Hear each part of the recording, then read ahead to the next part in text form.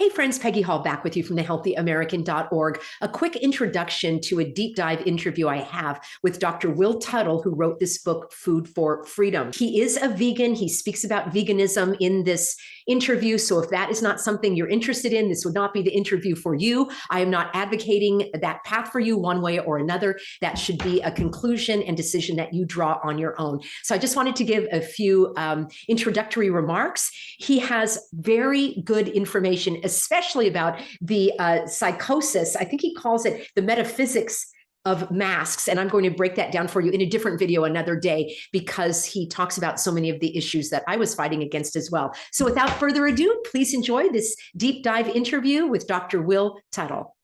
Hey friends, it's Peggy Hall back with you from thehealthyamerican.org. So many of you asked me to bring on Dr. Will Tuttle. Here he is. He's a healthy American. He stands for truth and freedom. He has this amazing book that I shared with you on a previous broadcast called Food for Freedom. I'm riveted. I've been just going through it step by step. So happy to have you, Dr. Will. Welcome.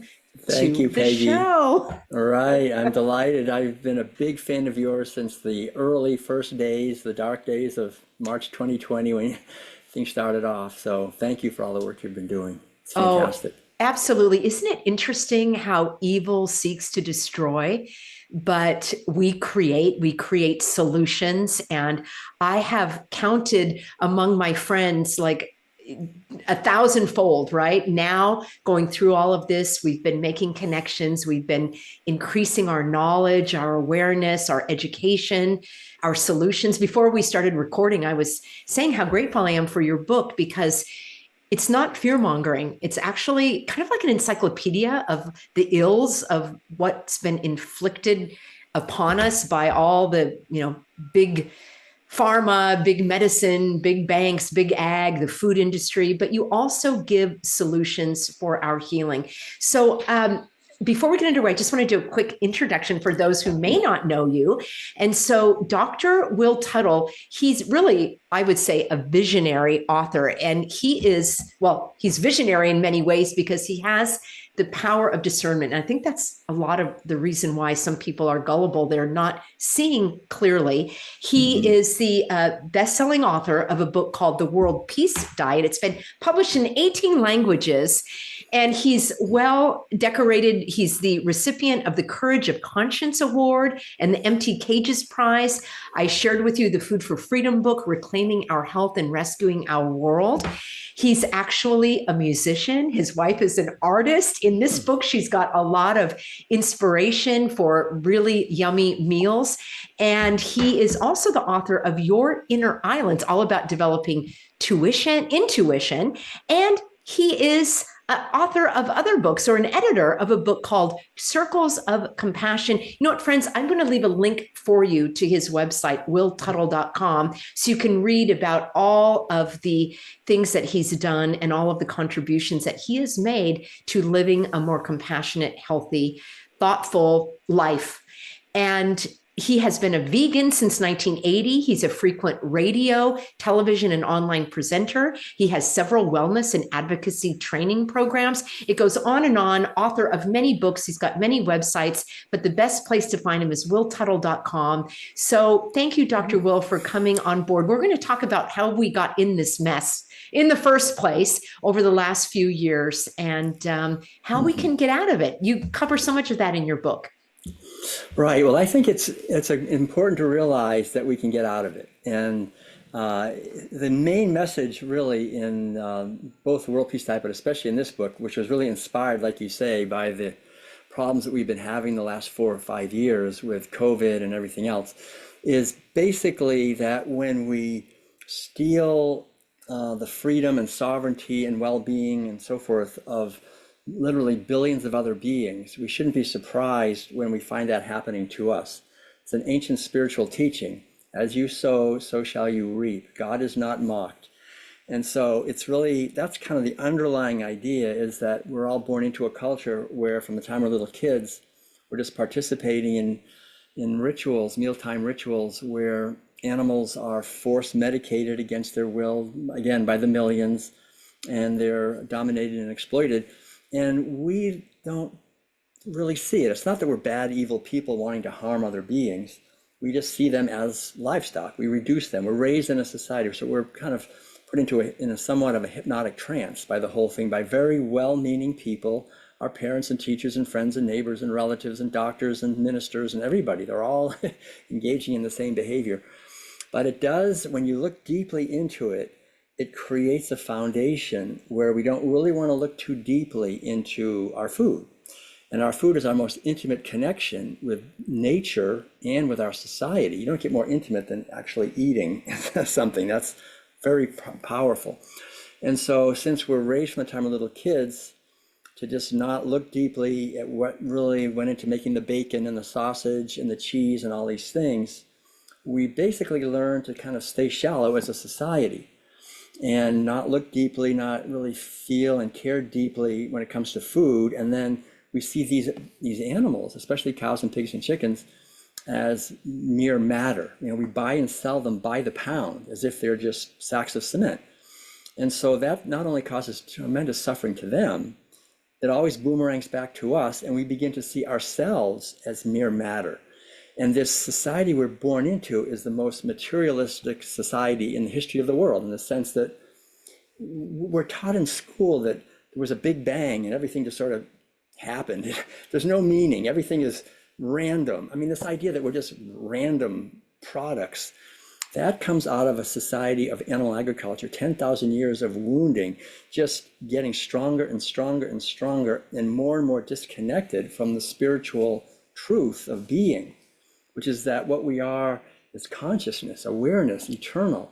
And when we finally see a cow or a pig or a chicken as a being, then we don't just see them as a piece of meat to be used. Then that's a transformation, I think, that can help us in this whole thing. Because the problem is, I think a lot of people want to have health and freedom for ourselves, but we think, well, but I want to take away the health and freedom of these other beings because I'm superior and they're inferior. Well, doesn't that kind of resonate with something that's happening to us by the plutocrats who look at us as livestock in many ways? So the idea is, if we don't want to be looked at as livestock, we should stop looking at other beings as livestock and respect them. So it's not blaming anyone, criticizing anyone. It's just understanding that we've all been subjected to a massive psyop, really, a deception that we're going to die if we don't eat protein from an animal, or our teeth are going to fall out if we don't have calcium from a cow. I mean, here I am, 44 years with no meat, dairy, or eggs, and I'm not dying. And I'm just one of millions. There's billions probably, well, not billions, but millions of people like me who don't eat animal foods and do fine. So again, I'm not trying to push any agenda. It's just to simply understand what is actually going on. And it's hard to see it because food is our most intimate connection with our families and friends and neighbors. And so to question that is difficult because we think, well, what am I going to do when everybody gets together for Thanksgiving and Christmas, or the boss has a meal and I don't want to lose my job. I don't want to tell him I don't eat his food or or her food, whatever it is. So it's a very challenging to actually question these things. But that's what I love about your whole approach, Peggy. You just you go straight ahead. And I think that is a very beautiful thing, because to be able to just go straight ahead and let the chips fall and just try to find what the truth actually is, even if it goes against what I really find most delicious, or how I fit into society. We all want to comply. We want to get along. We want to be like everybody else. And what we found is that has been the big problem, that we're willing to comply and put our standing in our in-group above our own integrity, our own spiritual life, our spiritual path, which is the most important thing. If we don't have that, we don't have anything. So this is the problem, and it's been building slowly for decades. I would say really for centuries, but especially it's just accelerating. And as technology accelerates, the net gets tighter. So it's critical that we just question science and technology, that we think that they're going to help us. Nothing's going to help us except spirituality, spiritual growth. That is the key. We don't think science is going to help us get out of this. We have to get out of it through our own awakening. So again, I want to thank you so much, Peggy, for constantly encouraging people to question the official narratives and that promote violence and domination of the weak by the strong. That's really what we're talking about. And then following that to its logical conclusion in many ways. Well, I think that's the root message in your book is this domination of the strong over the weak. And we see it in so many areas. You're focusing in the food industry, where we see it in big agriculture. We see it in, big chem with all of the the toxins that I read in your book were exposed to 80,000 or tens of thousands of synthetic chemicals that we're bombarded with. And then it's no surprise that people are becoming ill. They experience conditions and symptoms. And then big pharma takes that and manipulates it and calls it a disease, and then wants to sell you the cure for a condition that they created. You talk about in your book also the big banks that are a part of that, big medicine, all of the government agencies, the indoctrination that we get in the schools, the media that's really promoted by the government as well. And it all is that you are weak, you are dependent on us, we have the answers. And the other thing you mentioned, which was really powerful, they want to keep, the powers that shouldn't be, want to keep us divided, the divide and conquer rule. So we argue about things that aren't really the hill to die on, to keep us divided and to keep us dependent on these so-called experts that we can't question. You've seen it in the food industry, and now we're seeing that play out with the hogwash, as I call it, the cooties. Well, what you're saying is so important, and just on the practical level, if you just go back about 120 years or so to Rockefeller, just this enormous wealth that was accumulated, and then how he was able essentially to change his persona to being a philanthropist, and this predatory philanthropy, which is really, I've seen it for the last 30, 40 years in the animal rights movement, in the women's movement, in environmental movement, in churches, everywhere. Whenever you give money, then you have power and control. And so it's fascinating just to see how petroleum not only concentrates wealth in a few hands, but Rockefeller and then the foundation and others have gone and continued that same model. Basically to refine petroleum into chemicals. So now you have petrochemicals. So you make much more money with petrochemicals than you do with petroleum. And so this whole laying out of millions and millions of pounds of chemicals, toxic chemicals, pesticides, herbicides, fungicides, all these things, and chemical fertilizers. So creating a whole agriculture and calling it the Green Revolution. From the 1950s and 60s, they called it the Green Revolution. And it was basically changing the foundation of agriculture from soil to oil. And that created a massive wave of sickness. And as people were eating all these chemicals, and we're getting more now than ever. Glyphosate is a broad spectrum antibiotic. It's carcinogenic. It's all kinds of problems we have. Paraquat, which is causing Alzheimer's disease, and these other hormone disrupting chemicals that are causing kids to not know what gender they are. All these things. And then you further refine petrochemicals to pharmaceuticals. It's still petroleum. It's pharmaceuticals. And then the profits that are generated from this are so massive that they're reinvested into controlling the narrative. That's the key. That's the goal of everything, is to control the narrative. So the thing is that wealth translates directly into power, because wealth translates into narrative control. My father owned a whole chain of newspapers, and so I understand this in my bones. I remember sitting around the table and my father would be talking to my mother and say, well, we can't run that article about that company because, they're advertisers. We don't want to lose the advertising.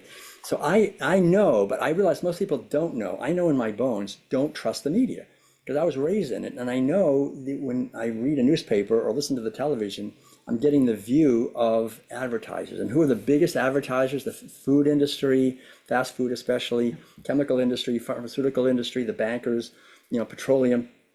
And so they want basically people to maximize chronic disease. That's where the big money is.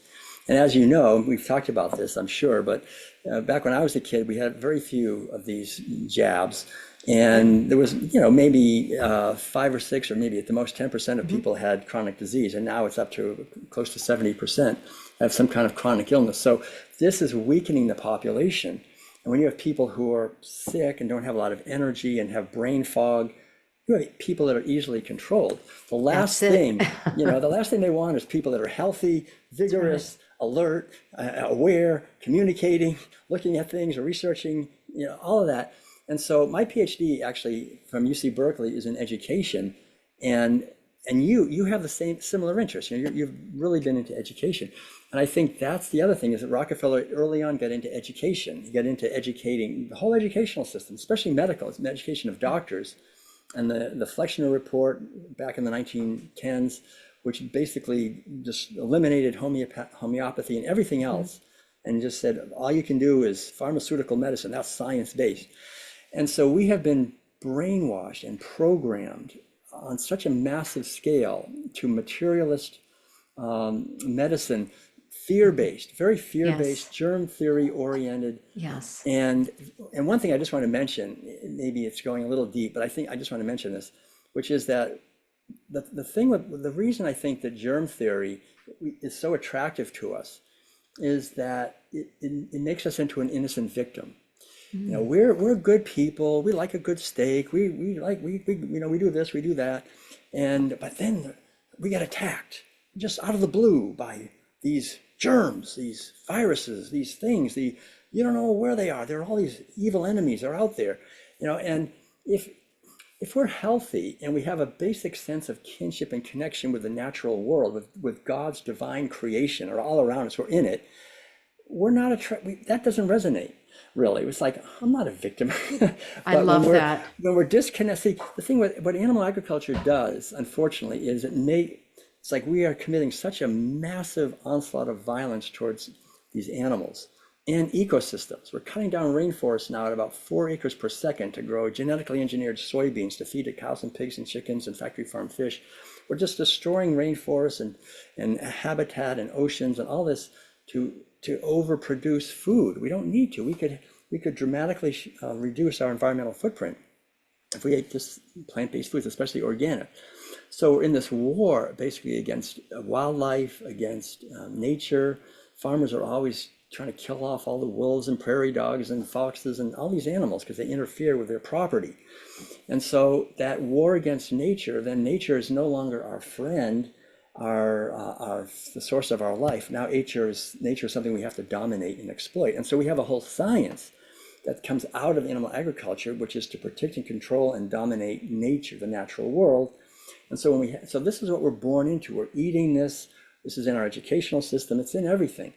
And so naturally, we feel the germ theory, we feel this sympathy with the germ theory, which says that there's invisible killers and they're all around us. And, we don't know where they are. They're lurking somewhere. They're Because coming out of our breath. yeah, exactly. All of that. Like we're going to make each other sick, Yeah, this idea. breathing now I is mean, harmful.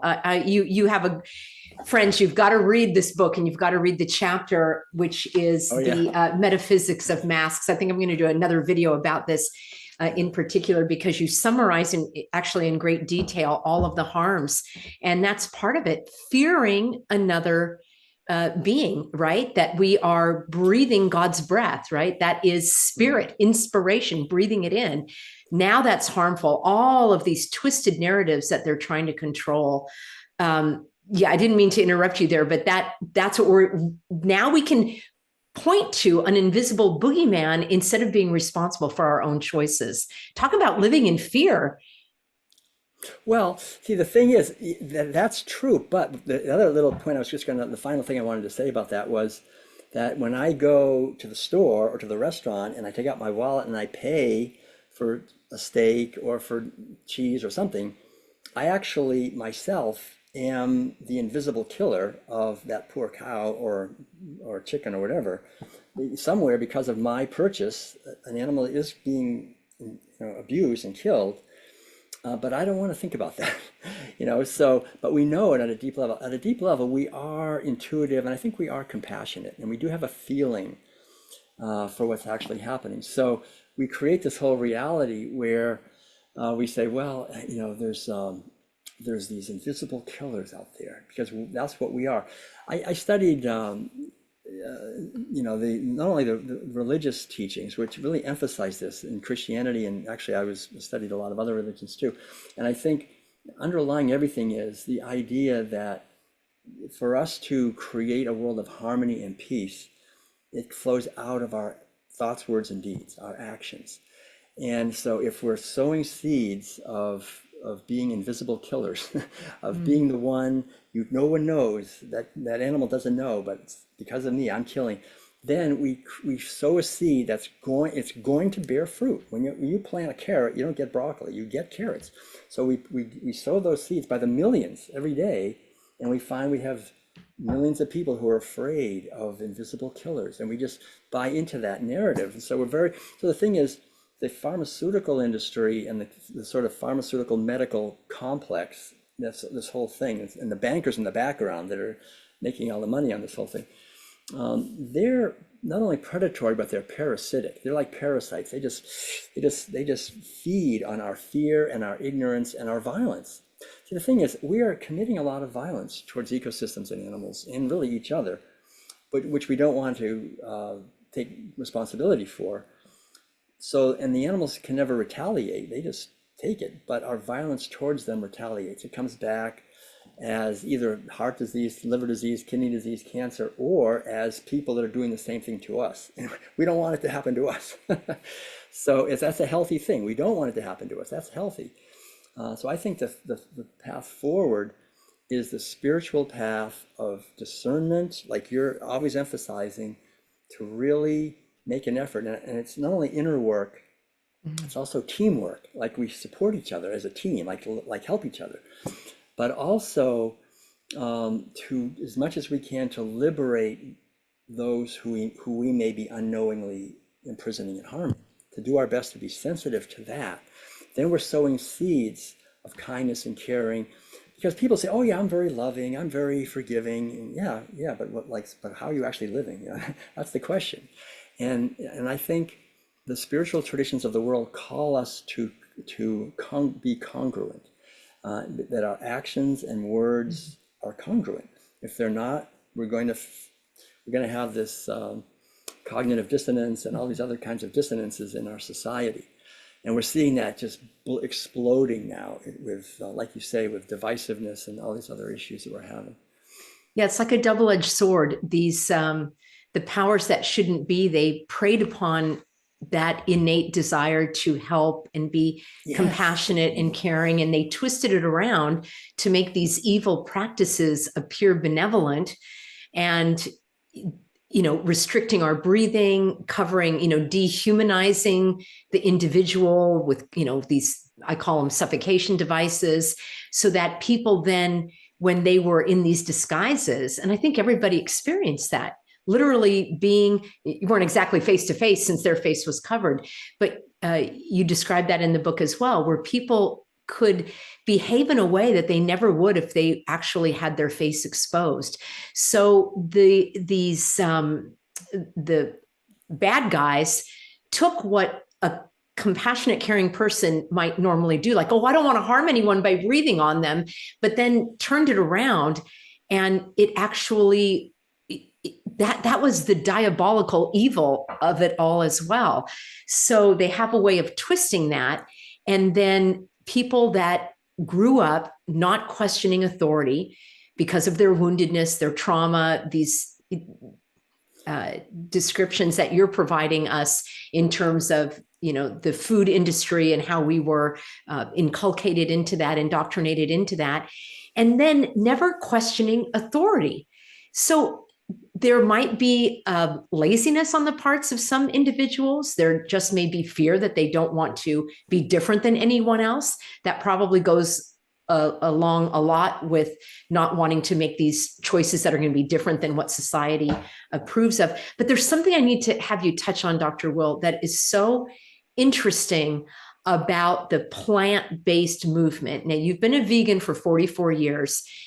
You and your wife have so much great information, and anyone who is interested, I know not all of my viewers are at that phase, and you are, again, so compassionate and caring with the way you present your information. But what's, I think, so compelling are those who have hijacked the vegan movement into this plant-based narrative of creating these frankenfoods that aren't necessarily healthy. Tell us what's wrong with these the plant-based food industry. That's a really great question. Yeah, before I say that, I just want to go back just briefly to what you said earlier about obeying authority, just to emphasize that also to see that we're raised in an educational system that you get rewarded for obeying authority. And the more you obey authority, the better your grades. And that's one of the reasons I think when people go farther and farther in the educational system, they become more and more addicted to just obeying authority, and then they become the authorities themselves. And so they get rewarded. And so many doctors and other highly educated, you think they would have known better, and they just went along with it, partly because they get paid for it, or they kept their status. But our intelligence gets so shut down by that. It's really a disaster. But anyway, then the other point about, that's a big discussion too. These are all big discussions. But basically, the vegan movement or the animal liberation movement, whatever you like to call it, has been infiltrated, like I think all the movements have, by predatory philanthropy. And I've seen it, like there would be various things. Like at one point, I think it's called the Open Philanthropy Project, actually donated $1 million to some of these groups that were like, they would say, don't buy eggs because that's cruel to chickens. And then they said, we'll give you $1 million to change your message to don't buy eggs from battery cages, buy cage-free eggs. And so they said, okay, we'll change our message. They got to give us $1 million. So it just kind of diluted the movement to say, well, it'd be much better to buy cage-free eggs. For example, these kinds of things have been happening. But the other thing, what you're talking about also, which is to give money to create these frankenfoods, these foods that come out of these factories. They're even talking about lab-grown meat, which to me is like most horrific. It's like a pharmaceutical nightmare of stuff. You would never want to eat that. But even a lot of the so-called they call them vegan foods that are fake meat and cheese and eggs and so forth, they're very often very unhealthy. They're made very often with genetically engineered components, or they're not organically grown, and they have a lot of chemicals and preservatives and other stuff in them. And so people, are looking at vegans like they're very unhealthy people eating these weird foods. And that's the opposite. When I became a vegan back in 1980, all you could eat was vegetables, fruits, nuts, grains, and seeds, because that was it. And it was great. We were healthy, whole, organic, plant-based foods. And that was very threatening. I think it's one of the most threatening things to the power, like you say, the powers that shouldn't be, is healthy people who realize that, we don't have to cause violence, and we can feed everybody on a fraction of the land. We can really undercut this whole violence towards animals and ecosystems and other people, and really create a world of caring and health based on reducing our environmental footprint, and just sort of naturally. And so there was a big push to try to either to make vegans the enemy, and that's been happening. And a lot of vegans, unfortunately, have not done the inner work. The problem with a lot of vegans is they're anti-religion, because maybe they went to church, and then they saw, the church has a fish fry and a barbecue. Heck, they're all a bunch of bad people. And so they become anti-religion, and they become even anti-spiritual. They become very materialistic, unfortunately. A lot of vegans just throw everything out, and so then what do? They worship science, science. And science has been completely, as you know, co-opted. And so these poor people, unfortunately, a lot of them are very lost in delusion, unfortunately. Not a criticism, it's just that's what's happened. They buy into, they'll do whatever the doctors say. And even like the Vegan Society of London, for example, told everybody that they really should get vaccinated. You know, you should do. I mean, first of all, vaccines Wow. are not vegan. I mean, every so-called vaccine has animal input. I mean, they all do. They have camel cell lines, or chicken, or pig, or cow, or horse, or dog, or monkey, or something. They all have animal inputs. The basic things. These sort of mRNA ones don't have that. They're different. They don't even. We shouldn't even call them that. They're something else. Yeah. But anyway, they're all tested on animals, and they all have other things that come from animals, like squalene, which comes from sharks, and poor horseshoe crab blood, and all this stuff. I mean, it's just completely unconscionable from my point of view to be promoting something that's the opposite of really what you're talking about. But then all these unhealthy foods, and so people say, well, I tried being a vegan. I was eating all that vegan food, and boy, after 6 months, I was so sick. I'm not vegan anymore. I feel much better now. That's what they want. They want people to think that veganism is eating processed junk food. And that's the opposite of it. I mean, we should be naturally allied with the environmental movement, the freedom movement.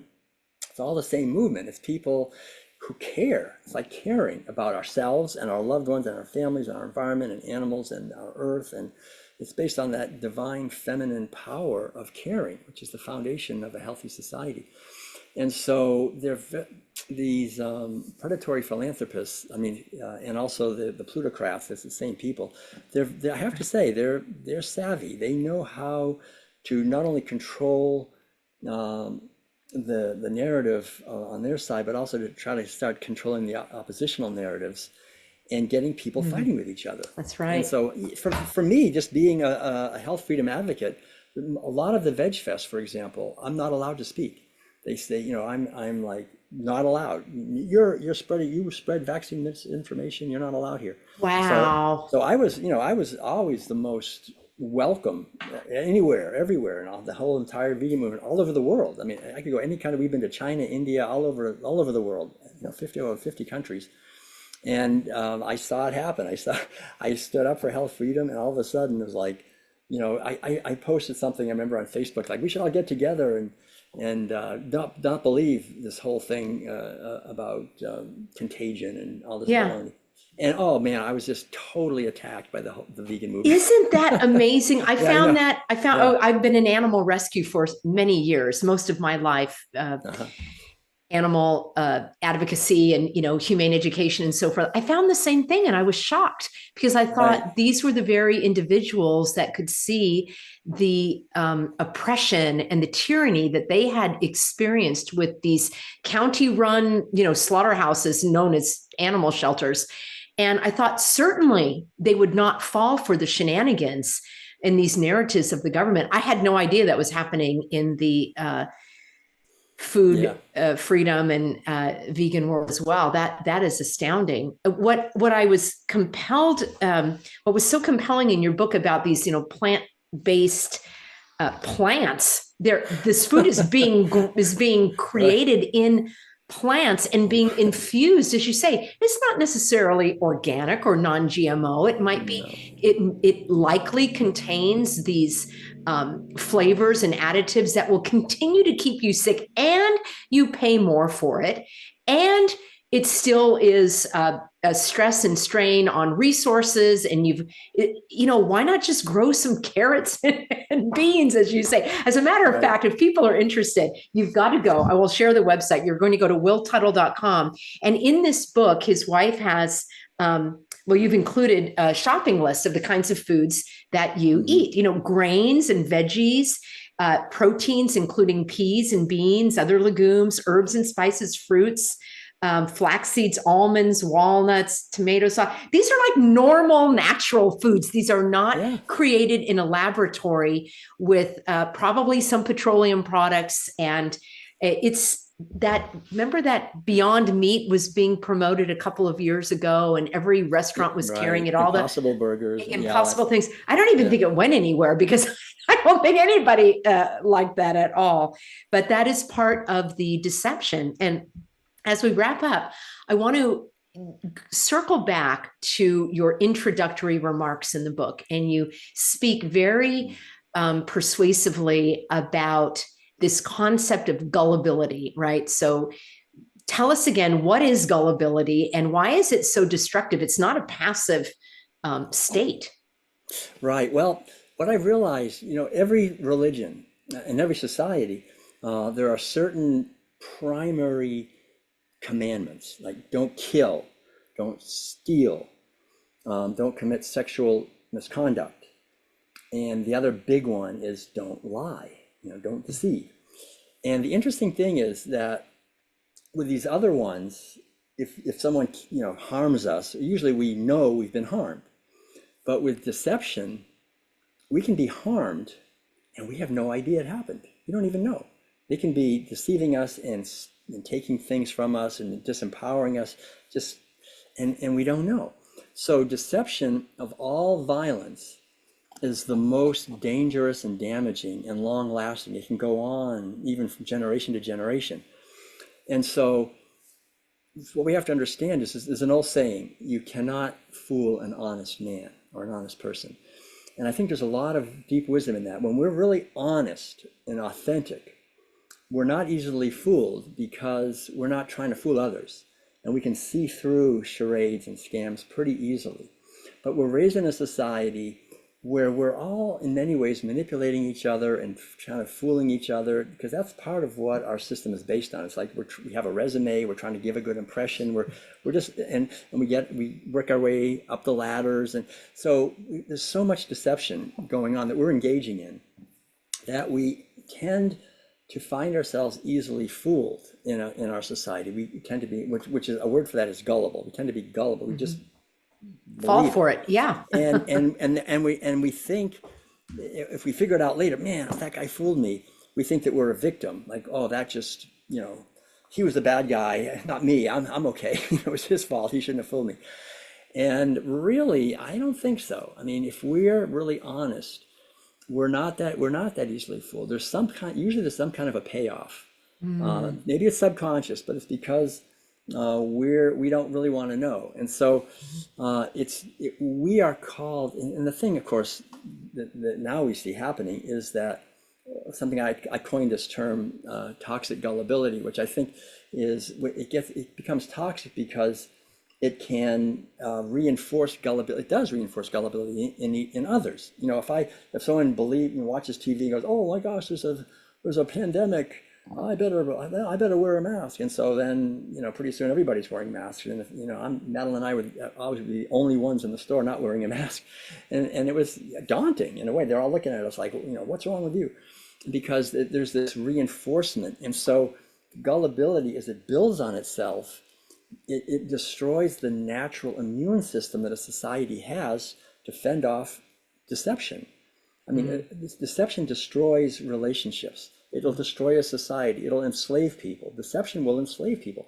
And so gullibility, when it feeds on itself and grows and becomes toxic, and people start enforcing their own gullibility on others, then the deceptive force, there's nothing to stop it. There's no social immune system anymore to create a healthy society. So like what you call a healthy American, it's like what you're saying is a healthy immune system for our culture, which is to have discernment, to not fall for deception, to be honest, authentic ourselves. And that's a big challenge in our society. It really requires us, I think, to have an inner practice. Like I spend 2 to 3 hours every morning. I don't do anything. I'm just in silence and connecting with my own inner consciousness and getting to know my own mind. Because I think the problem is most of us, we have this beautiful instrument, a mind, and we're not taught really how to use it properly. It's like getting a beautiful grand piano, I play the piano, and our parents and everybody around us teaches us how to play, and they teach us to bang on the keys and pour coke into the action. That's how most people use their mind in our society. We're getting drunk, we're yelling, and we don't really know how to use our mind. We're not taught that really, and so I think each one of us, we're responsible for our own consciousness. Freedom is responsibility, and that's individual responsibility. And for our mind, for the quality of our consciousness, the quality of our relationships, quality of the food, everything. And so to take responsibility for the quality of our mind, it's like you say, it's the God-given instrument that we have. and to make sure it's pure and clear Yes. and connected to the deeper well springs of wisdom beyond just, rationality is great, but there's something even deeper, an inner knowing that we can cultivate. And when we do that and combine that with the critical thinking capacities, then we have real discernment. And I think that's up to each one of us to do that work. Well, I like how you describe that, Dr. Will. And I think what happens is people don't spend time without any outside inputs. So they're always on their phone or on social media, listening to a podcast, reading a book, watching TV. There's some kind of engagement in the mind, right? Entertainment means to entrap the mind. Right. And even in the Christian tradition is take every thought captive. So what am I thinking? Why am I thinking this? Guarding your heart, your place of emotions. The Bible says that's where life springs from. Right. And so I remember even prior to all this hogwash, I remember thinking to myself, I'm going to take a break from like reading books because I really do love to read. And I really like, nonfiction. I don't read novels and all that. I like to learn. I like to grow. And I thought, I'm bombarding myself with other people's thoughts. I want to know my own thoughts. I want to spend more time right. thinking and learning and discerning. And that requires silence, meaning maybe you're on a walk. I mean, people do it differently. I like to walk and swim and so forth, but I'm not listening to a podcast.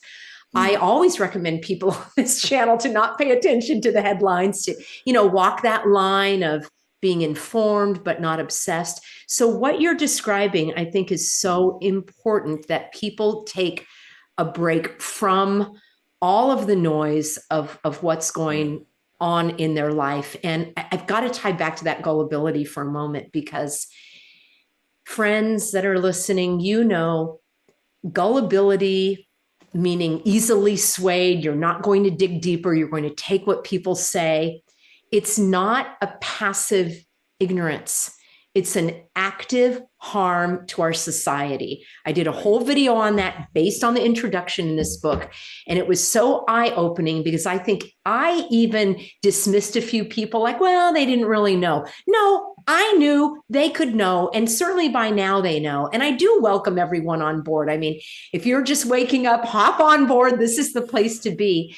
But let's take responsibility for our actions. Many people said, I had to do it. I had to get the shot to keep my job. I had to put on the device to go on a plane to visit my grandchildren. Well, you chose to do that. Now, there's a consequence for not doing it, but you did, because when we give our power away by saying I didn't have a choice, we're right back to what you've been talking about in your book.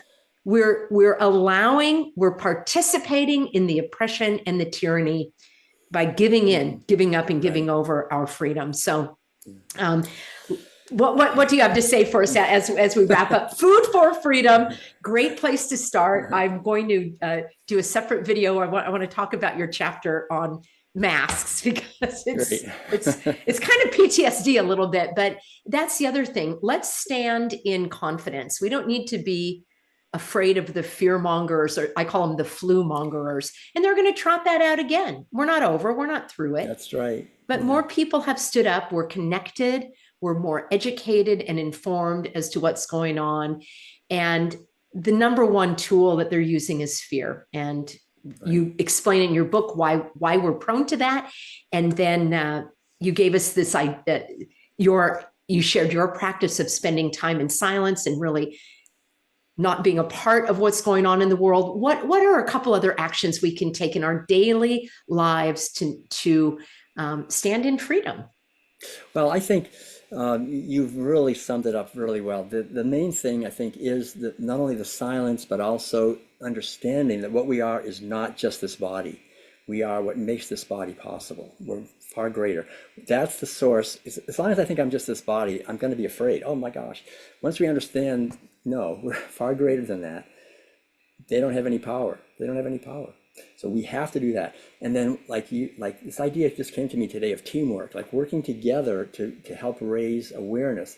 When we do that, any way we can do, any way we can share like your message, share the Healthy American with other people, share positive, clear expressions of the truth to others, because it really, that's the positive contagion. That's because we are telepathic, but we also communicate. And so the more we can spread loving kindness and awareness and fearlessness and joy and freedom and abundance and so forth, which are our true nature, the more that gets root, and this other stuff won't be able to take I root. love that message. That's Yeah, also that's in the Christian faith, which is, focus on what is good and true and pure and right. positive. And friends, evil wins when you are despairing. And these emotions are valid. They're human experiences that we go through, but not getting stuck in them, Right. finding ways that you can share the joy, the love, the truth. And I want to share your website as we close out. So here's where to go, everyone. If you are interested in learning more about Dr. Will, you can listen to his music, his wife's art. There's the World Peace Diet. This is really a jumping off point for his other websites and teachings. So I want to thank you so much, Dr. Will, for being on board. We bring different perspectives. That's how we learn and grow. And I really appreciate you sharing yours. Thank you for writing the book.